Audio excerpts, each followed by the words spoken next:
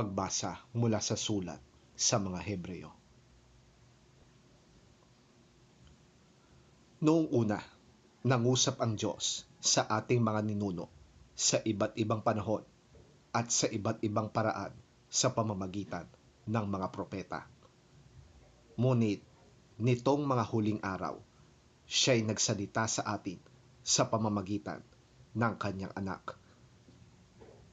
Sa pamamagitan ng anak ay nilikha ng Diyos ang sanlibutan at siya ang piniling tagapagmana ng lahat ng bagay. Ang anak ang maningning na sinag ng Diyos. Kung ano ang Diyos ay gayon din ang anak. Siya ang nag-iingat sa lahat ng bagay sa pamamagitan ng kanyang makapangyarihang salita. Pagkatapos niyang linisin tayo sa ating mga kasalanan, siya'y umupo sa kanan ng makapangyarihang Diyos doon sa langit. Ang anak ay ginawang higit na dakila kaysa mga anghel, tulad ng pangalan na ibinigay sa kanya ng Diyos ay higit na dakila. Sapagkat kailanmay hindi sinabi ng Diyos sa sino mang anghel, "Ikaw ang aking anak, mula ngayoy ako na ang iyong ama."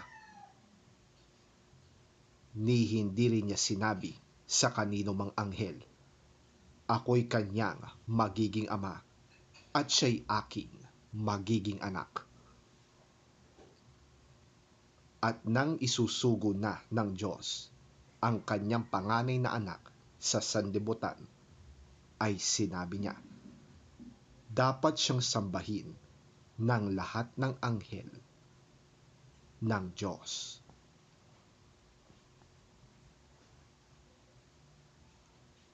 Ang salita ng Diyos.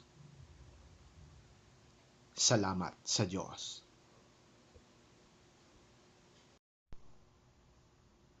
Ang mabuting balita ng Panginoon ayon kay San Marcos.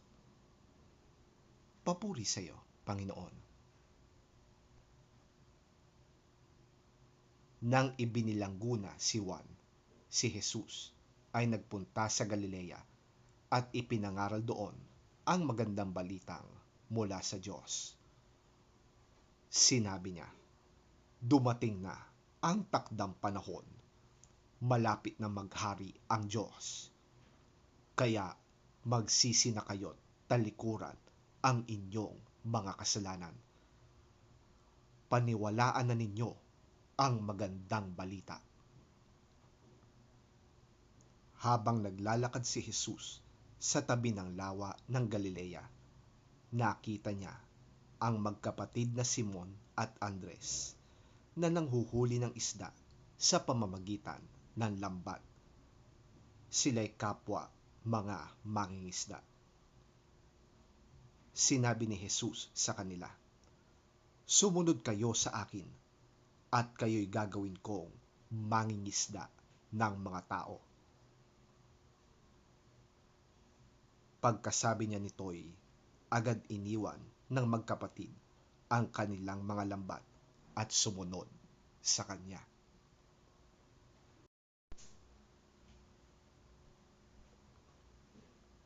Nagpatuloy siya sa paglalakad at sa di kalayuan ay nakita naman niya ang magkapatid na Santiago at Juan na mga anak ni Zebedeo. Sila'y nasa kanilang bangka at nag-aayos ng mga lambat. Tinawag din sila agad ni Jesus at sila ay sumunod din sa kanya. Iniwan nila sa bangka ang kanilang ama na kasama ang kanilang mga upahang manggagawa.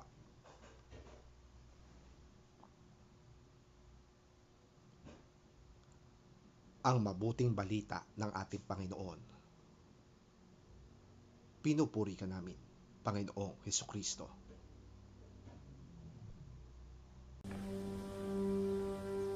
After John was put in prison, Jesus went into Galilee, proclaiming the good news of God.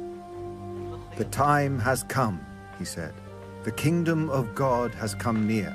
Repent and believe the good news."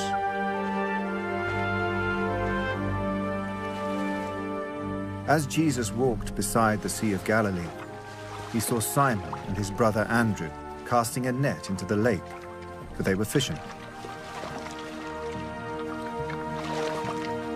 "Come, follow me," Jesus said, "and I will send you out to fish for people." At once they left their nets and followed him.